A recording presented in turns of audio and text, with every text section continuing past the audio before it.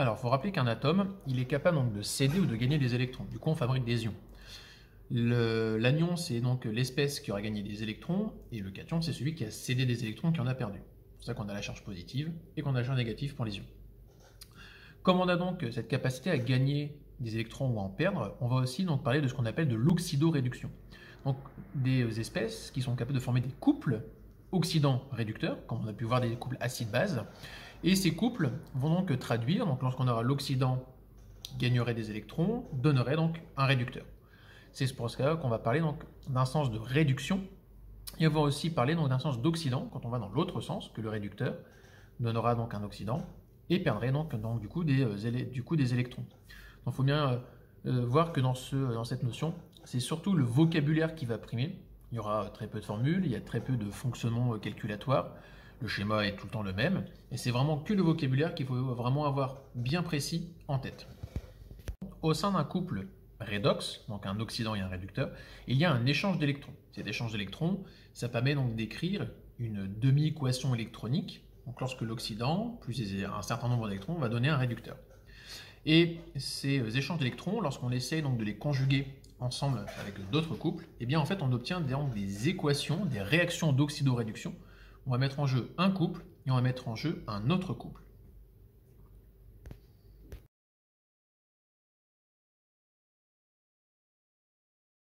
Dans les piles électrochimiques, ce qui est intéressant, c'est que donc, de ces couples redox, de ces couples d'oxydoréduction, il y a nécessité donc d'avoir un collecteur de charge, puisqu'on va donc faire passer des électrons vers un échange entre l'oxydant et le réducteur et l'oxydant. Donc on va avoir besoin donc d'un métal qu'on va appeler M, et ce métal M, généralement, en fait, il va tremper, il va plonger dans la solution électrolytique, donc dans la solution ionique, qui contient donc le même métal, mais sous forme ionique. Et comme il va être en contact donc, avec un oxydant, un réducteur, bien souvent le ion cation et donc l'oxydant, et le métal sera le réducteur, eh bien on va avoir donc un échange d'électrons, et donc on peut soit récupérer ou céder des électrons au sein du couple. Donc on va avoir un déplacement possible. Comme on a ici donc sur le bécher, on a bien une plaque de métal qui trempe dans une solution ionique du même métal. Si on associe donc deux systèmes chimiques qui échangent des électrons, donc deux couples redox, et bien en fait on va accumuler des électrons, donc plus on a de cours d'électrons, plus on va avoir de courant. Et c'est là tout l'intérêt d'une pile électrochimique, c'est donc d'avoir un système qui fournit du courant électrique. Donc on va parler donc de pile électrochimique, qui sera donc l'association d'oxydant, de réducteur, qui est donc l'association de deux demi-piles. Une demi-pile, c'est lorsqu'un couple est mis en jeu. Le système, donc on va donc utiliser un métal M, un métal M', comme on a sur la photo, donc on a pris deux béchers de représentation, donc une solution de sulfate de cuivre, de Cu2+. Dedans plonge une plaque de Cu. De l'autre côté, on a donc un bécher où on a mis donc une solution de sulfate de zinc, Zn2+, et il y a une plaque de zinc, Zn, qui plonge dedans. On a donc deux métaux différents qui trempent chacun dans leur solution ionique, électrolytique, et on les a reliés toutes les deux avec un pont salin, c'est-à-dire avec un élément qui permettra donc de faire passer donc les charge via le système chimique. Le schéma suivant, c'est le montage type, le montage qu'on va vous demander de mémoriser et surtout d'être capable d'interpréter. On va donc avoir les métaux qui trempent chacun dans leur solution, donc ce sont ce qu'on appelle nos électrodes, c'est eux les collecteurs de charge. On va donc avoir aussi les solutions ioniques, et séparer tous deux par un pont salin. Alors ce pont salin, par sa composition, donc pont salin parce que c'est fabriqué avec un sel, chlorure de potassium, du sulfate de sodium. Ce sont en fait les passages donc, des électrons entre les deux demi-piles qui vont donc se faire par un déplacement des ions à l'intérieur. Puisque comme on va créer dans une demi-pile, on va donc appauvrir en cations, et bien en fait, on va avoir les cations du pont salin qui vont migrer pour compenser la perte à l'intérieur. De même, dans l'autre demi-pile, puisqu'on va donc favoriser l'apparition de cations, on va avoir une migration des anions de manière à compenser l'excès des charges positives. Ce qu'il faut surtout retenir, c'est qu'on va donc parler, étant donné qu'on a donc deux électrodes, donc on a donc ce qu'on appelle l'anode et la cathode. L'anode, c'est l'électrode qui est le siège de l'oxydation. La cathode, c'est l'électrode qui est le siège de la réduction.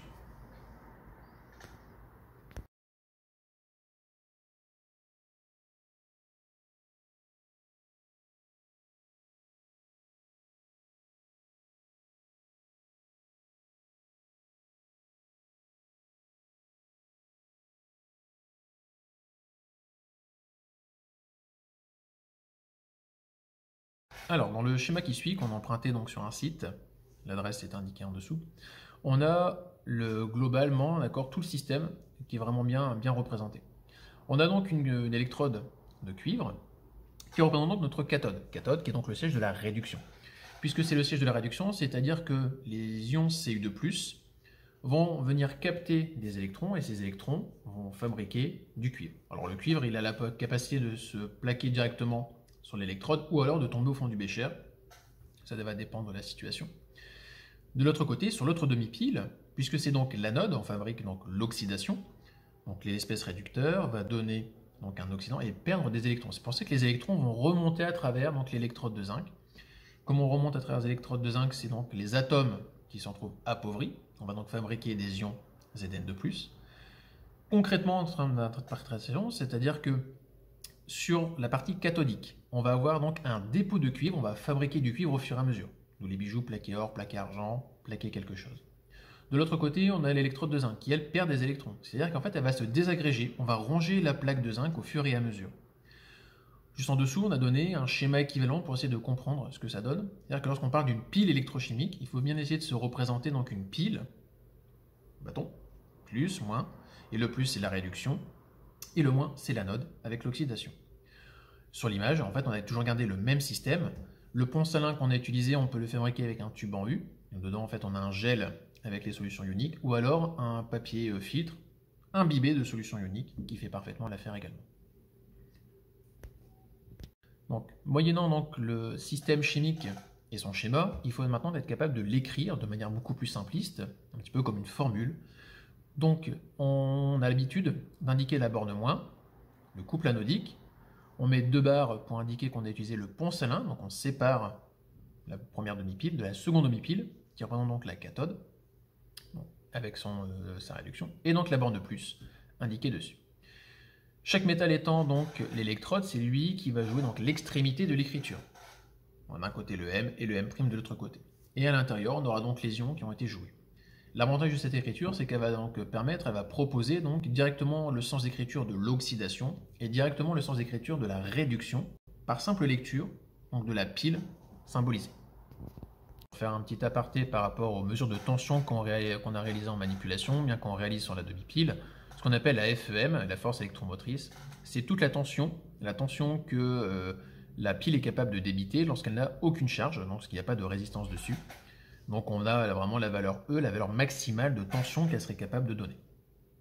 Si on reprend toujours cet exemple, toujours avec la même image, parce que c'est la meilleure pile d'exemple qu'on puisse avoir, avec le Cu2 plus Cu, Zn2 plus Zn, on peut donc écrire un quotient de réaction. Et le quotient de réaction, l'équilibre, va s'écrire comme la concentration des Zn2+, divisé par la concentration des Cu2+, chaque métal étant représenté par une valeur 1, puisqu'il est à l'état solide.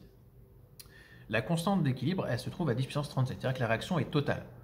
Donc le système étant total, on ne pourra pas faire marche arrière, on ne pourra pas récupérer par la suite des ions Cu2+, on ne pourra pas refabriquer le zinc sur la pile. Elle a donc en fait un sens unique de réaction et donc une seule valeur unique de réactivité. Ça veut dire aussi que ce quotient de réaction, QR que je calcule, depuis son instant initial, il va donc se déplacer au fur et à mesure de toute la manipulation jusqu'à arriver à la valeur d'équilibre. Puisqu'il va se déplacer jusqu'à atteindre la valeur K, et bien pendant tout le déplacement, il débite du courant électrique, et lorsqu'on arrive à la valeur K, le système étant à l'équilibre, il n'évolue plus, comme il n'évolue plus, la pile arrête de débiter du courant, la pile s'arrête, elle est usée.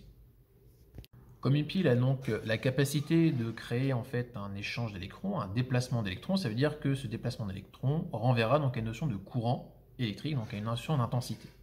Rappelons que l'intensité I, c'est donc dQ sur dt, donc la dérivée des charges par rapport au temps. Et donc l'intensité plus grande, moyenne, c'est donc la variation delta Q sur delta T, donc sur un temps plus grand. Et on pourrait donc avoir que I serait donc aussi grand Q, toute la charge totale débitée par la pile divisée par le temps T maximal d'utilisation. La demi-pile, cette valeur de charge grand Q, elle vaut donc, si on connaît le nombre d'électrons, N, multiplié par la charge d'un électron E, et on doit multiplier par Na, nombre d'Avogadro. On sait aussi que Q, ça serait donc N, on va globaliser, nombre d'électrons, fois la constante de Faraday, qui représente donc la charge électrique par mol. E, valeur de charge élémentaire, elle permet donc d'avoir le nombre de Faraday qui est aussi donc une constante qui s'exprime en coulomb mol moins 1.